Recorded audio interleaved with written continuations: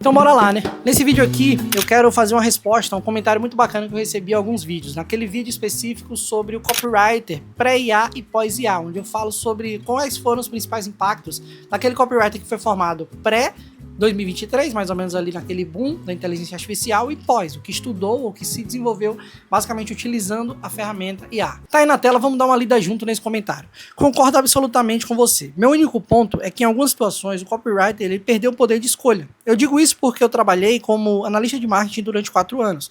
E recentemente eu troquei de empresa e assumi integralmente a função como copywriter em uma startup. Estou sendo obrigado, contra a minha vontade, a fazer um uso exagerado de IA para dar conta da demanda de produção exigida. O próprio CEO da empresa criou um fluxo de prompts para ser usado para produzir conteúdo para as redes sociais. Tá lá, né? Basicamente alguém que chega lá e cria o prompt perfeito. Não, toma aqui, só segue isso aqui, né? É o clássico cardápio ali.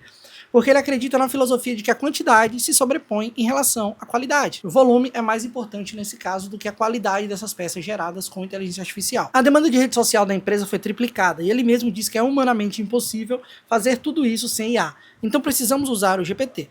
Sempre acreditei que a base da cópia é a pesquisa, ainda acredite, e o texto final é apenas a consequência de um processo predominantemente feito de estudo, e que para isso é necessário tempo. No entanto, hoje estou refém de um sistema que me impede de ter tempo para produzir com calma. Essa é a palavra-chave aqui, eu até respondi a ele que fez esse comentário. O que me chateia profundamente.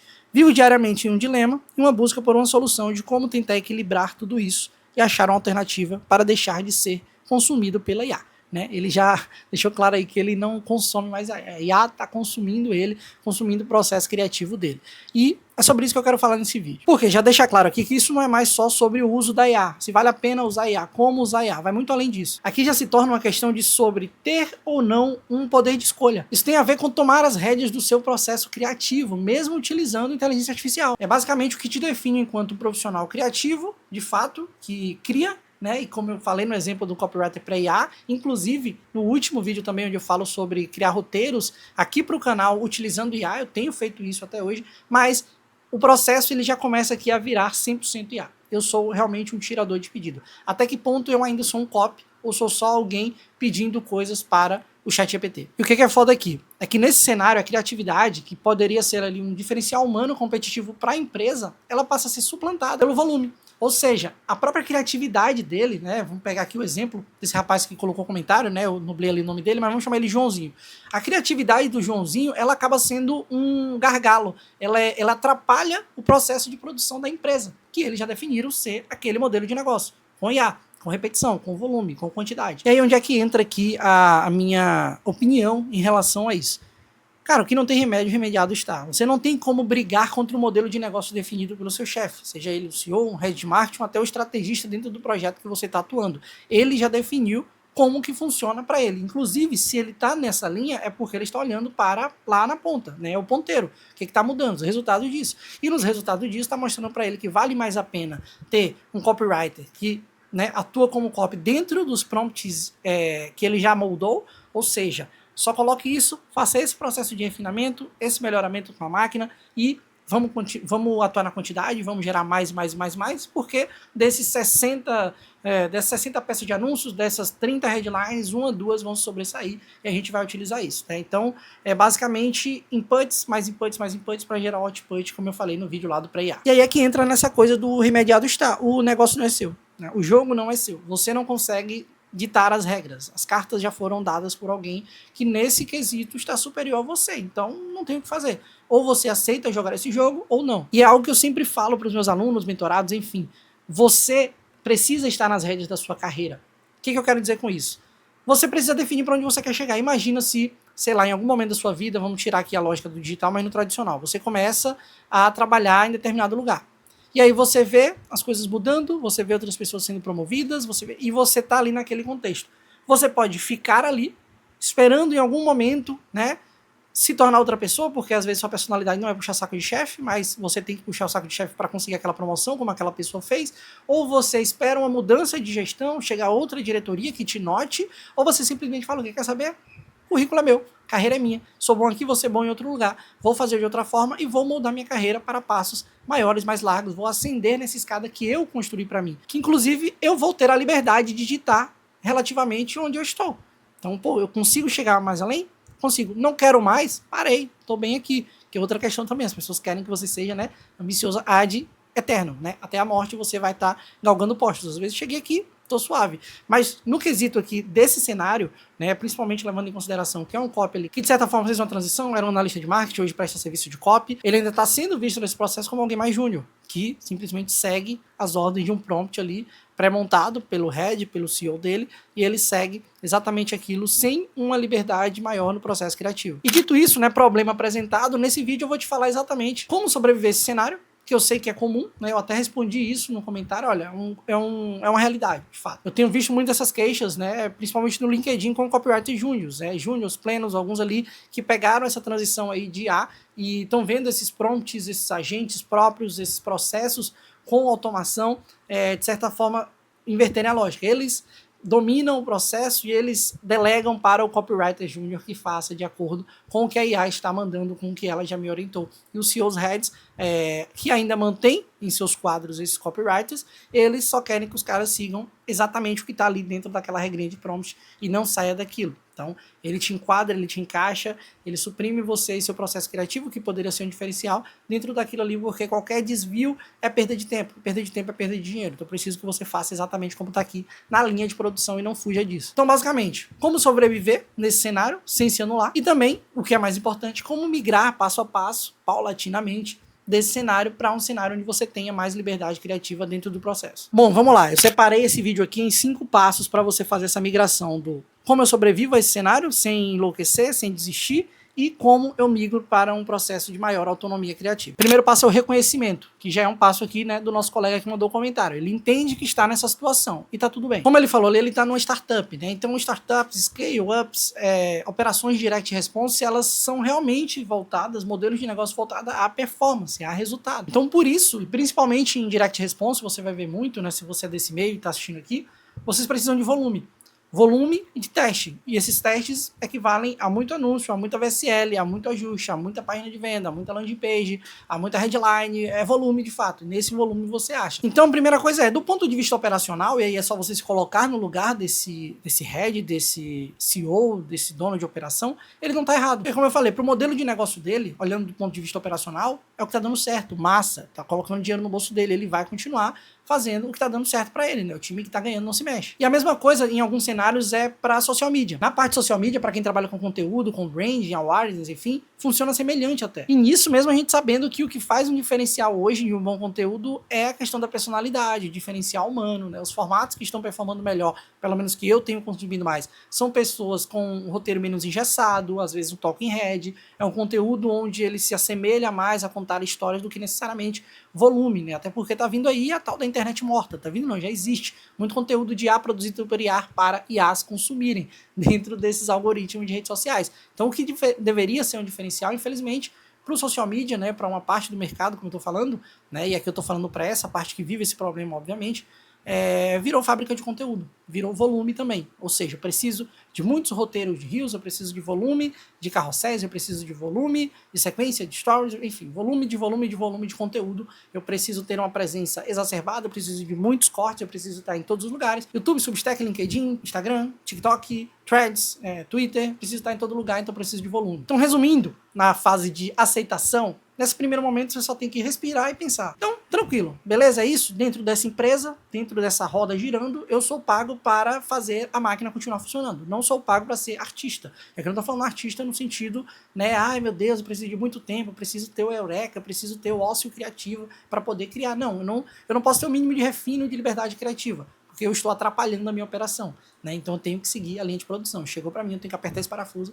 e mandar para o robô seguinte. E aí a gente começa a avançar para a solução desse problema no passo 2, que é o seguinte: entenda que seu erro agora é justamente confundir emprego com essa sua identidade criativa. E são coisas à parte, separadas. Eu vou te mostrar como, inclusive, pensar de modo diferente. Eu não sou o meu emprego. A minha identidade criativa como copywriter, ela precisa ser protegida. Eu preciso criar uma redoma, eu preciso criar mecanismos para proteger a minha identidade criativa, independente de, no dia a dia, das 8 às 17, eu tenha que ficar gerindo extraindo prompts de ChatGPT, adequando e colocando dentro do processo que o meu CEO pediu. Bora lá, o seu trabalho operacional, ele não define que tipo de copywriter você é. Basicamente, com o volume de conteúdo que você cria como social media, ou o volume de copy que você cria como copywriter, ele não define o seu portfólio. É basicamente você encarar que aquilo ali realmente são os ossos do ofício. É o trabalho que você precisa ter para ganhar dinheiro, para investir na sua identidade criativa, melhorar isso e fazer essa transição para projetos onde você tem essa autonomia. Basicamente, o que você produz naquele dia a dia ali, ele não precisa refletir o seu portfólio. Esse fluxo de prompts que você faz sem uma revisão fina, sem estética, sem um gosto criativo de fato, sem a pesquisa, que é o principal, como ele falou no comentário,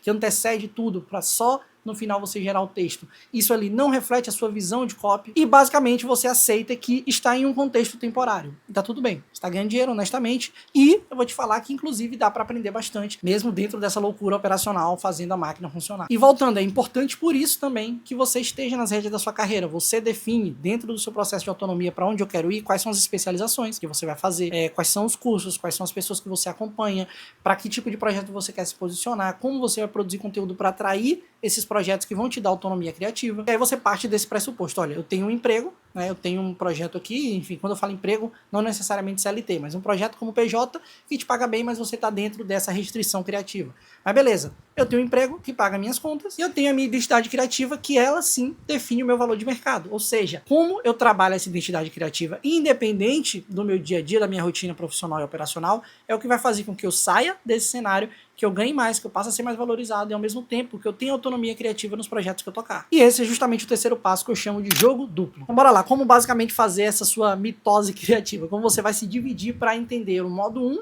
totalmente execução operacional, e o modo 2, onde você está exercendo e alimentando essa sua liberdade criativa. Entende que quando você está ali, você tem que estar ali, tá? Não fica se martirizando, pensando, pô, queria estar tendo mais liberdade aqui, queria ter outro projeto. Vai chegar esse momento. Quando você está no seu trabalho, nesse momento que você está olhando só para execução, usa IA sem culpa, vai lá, faz do jeito que está, melhora esse prompt para ele, traz novos processos dentro da inteligência artificial para mostrar que você também tem um conhecimento de gestão de AI, dessa lógica de engenharia de prompt, para poder melhorar os resultados, trazendo aí sim a sua visão de copy mais técnica. Ainda não é, né, o melhor dos cenários, mas vai lá, entrega o volume, cumpre o seu papel dentro dessa operação e tá tranquilo. É como eu falei, dentro desse cenário, começa a montar seus próprios processos, vê como a IA vai te ajudar aí sim a te dar autonomia criativa, mas vai pensando em ganhar dinheiro. Você está ganhando dinheiro, é tranquilo, não é um pecado você precisar usar IA e nesse momento você aceitar que é isso. Esse é o meu cenário atual, não é o que eu vou viver para sempre. Eu estou migrando agora para o meu modo 2, que é o modo construção, que é o modo fora do trabalho, que é o modo que você vai basicamente alimentar esse seu repertório profissional e criativo como copywriter para começar a se posicionar para os projetos que, sim, vão precisar da sua autonomia criativa. E é justamente nesse período onde você vai preencher seu swap file, vai continuar estudando campanhas, estudando clássicos do copyright, estudando o mercado americano, estudando o mercado para o qual você quer se posicionar, o nicho, vendo as referências estéticas e técnicas de copy que realmente brilham seu olho, reunindo isso e se posicionando para desenvolver isso ao mesmo tempo que você está ali ganhando dinheiro. Inclusive, né, um vai servir para financiar o outro. E aí, como é um segundo modo, um modo onde você tem até uma ousadia maior, não deixe de testar. Testa ideia, testa conteúdo, testa os seus próprios conteúdos, começa a produzir conteúdo, pelo amor de Deus, começa a botar a cara para esse mercado que você quer se posicionar. As pessoas começam a respeitar a sua autonomia criativa quando vê que você é criativo. Então começa a criar para você. Traz seu portfólio para fora, né? Mostra que não só a lógica de copy funciona para outras pessoas, mas você começa testando ela para vender o seu próprio serviço. Que é basicamente aqui que você se estabelece enquanto marca pessoal que vende serviços no longo prazo. Primeira coisa, como eu falei, entendendo que você não é o que você faz no operacional, você não é aquilo que você produz no seu horário de trabalho. A gente volta até naquela velha discussão, eu tenho que amar o que eu faço para trabalhar com aquilo. Não, às vezes você está trabalhando só para ganhar dinheiro, tá tudo bem. Até hoje eu, com 5 anos de mercado e tendo uma agência, eu pego alguns projetos e clientes que às vezes não é o que brilha mais o meu olho, mas é o que vai me dar grana, que vai pagar as minhas contas, pagar ferramenta, equipe, etc. Vai me manter vivo no jogo para, inclusive, melhorar a minha copy. E aí sim poder ter, com um caixa mais tranquilo, escolher projetos que eu gosto de fazer, que brilha meu olho, que está mais próximo do que brilha meu olho e me fez meu coração pulsar, né, que guiou o meu propósito lá em 2018, quando eu comecei a estudar copy. Pensei, pô, eu quero trabalhar com isso. Se você tem isso, não tira os olhos desse objetivo, mas você vai ter que passar por alguns projetos que, infelizmente, estão nesse cenário, te vendo apenas como mais uma etapa na linha de produção. E como eu falei, tá tudo bem. E assim, você precisa fazer isso, porque senão você vai desistir. Ou você vai pifar, você vai falar, pô, não dá mais, e aí você vai começar a falar mal do mercado, falar que copy não presta, que copy não dá dinheiro, que copy não é um mercado legal, que tudo virou IA, que tá tudo acabado, e terra arrasada, como alguns usam aí, tá? Mas, enfim, até depois eu comecei a ganhar mais dinheiro porque eu entendi isso. Eu tenho processos que eu trago para minha agência, para os meus projetos, mas eu não vou perder o meu olhar, o meu repertório criativo colocado a serviço desse projeto. E se tem gente que só quer pagar pelo copia e cola, e de repente eu desenvolvi até melhor o copia e cola, eu vou fazer. É a grana que tá pagando, mas vai me dar liberdade para fazer isso também. Mas se você só cria dentro da demanda da empresa, realmente a sua criatividade vai morrer, ela não vai ser regada, você vai perder o prazer em fazer o que você faz hoje, em escrever copy. Vamos lá agora recapitulando o que a gente viu aqui nesse vídeo. Existe um cenário, sim, ele é ruim, sim, ele acaba com sua autonomia criativa, mas o primeiro passo é reconhecer que está nele. Depois eu te mostrei que existe uma saída, qual é essa saída, e vamos fechar aqui com 3 passos mais práticos para você, enfim, acelerar essa migração. O primeiro passo é, crie um repertório fora da empresa, fora desse mecanismo de operação que você vive hoje. E como você vai fazer isso? Com estudos próprios, montando seu próprio Shopify, ou estudando, fazendo projetos próprios para você mesmo ou para outros clientes, que você tenha essa maior autonomia criativa, sendo um parceiro, um sócio, né, um coprodutor, um estrategista, criando, né, novas campanhas para pessoas que às vezes não conseguem te pagar tão bem, mas pelo fato de você ter aqui, né, seu caixa tranquilo, porque você está nessa operação que queima a sua autonomia criativa, você pode muito bem trabalhar com outros ali, pensando só em fazer dar certo, em comissão, cobrando fixo menor, mas o importante é você fazer essa migração mais rápido, trabalhando em projetos fora desse cenário atual. E aí entra também, óbvio, o processo de produção de conteúdo autoral. Começa a escrever suas próprias newsletters lá no Substack, começa a fazer seus próprios vídeos aqui no YouTube, enfim, começa a botar a cara, não literalmente, né? Começa a colocar na rua o seu projeto, as coisas que você cria, né? A forma como você realmente enxerga a copy. Segundo passo é começar a construir provas da qualidade do seu trabalho, não pelo volume, mas pela qualidade. Isso significa documentar aqueles poucos cases bons que você tem, que não está relacionado só ao volume de campanha, mas, pô, qual é o melhor que você fez? Qual outro projeto que brilha o seu olho? Qual foi o que teve um grande impacto? Tanto narrativo, de big idea, né, da própria construção de campanha, mas também resultados, métricas, números. Então, deixa esses processos bem documentados, coloca ele como destaque no seu portfólio e começa a mostrar para as pessoas isso. E o mais importante disso aqui é você deixar aquela marquinha do pensamento estratégico que foi o diferencial. Não foi só a peça, não foi só o operacional, não foi só escrever a copy. Foi como eu desenhei esse funil, como eu pensei nas ações, como esse ajuste estratégico na campanha ou na comunicação levou a esse resultado, tem que estar bem documentado. E aqui uma pausa para o jabá antes de eu te falar o último passo dentro desse processo de migração é o seguinte, lá no Acervo 47, a minha comunidade, não só para copywriters, mas para creators também, pessoas que criam conteúdo aqui na internet, eu mostro tudo isso. Não só como desenvolver esse repertório criativo, mas também como documentar isso para você chegar a esses projetos que realmente são o seu sonho, né? Aquele tipo de campanha, aquele tipo de cliente que você quer trabalhar. Então todo esse processo está documentado, o primeiro link da descrição, você vai conhecer melhor o Acervo 47. Então bora lá, o último passo é o seguinte, finalizar essa migração de executor operacional para um decisor estratégico. Como você vai fazer isso? Desenvolvendo justamente essas ferramentas próprias para dar acompanhamento. Então você começar a vender suas próprias mentorias, consultorias, começar a se especializar em desenho de estratégia de funis, é muito importante. Pô, quais são os funis que têm uma aplicabilidade imediata, que vai gerar um resultado para alguém e que eu também consigo trazer uma autonomia criativa para isso, trazer qualidade na minha copy, não só quantidade.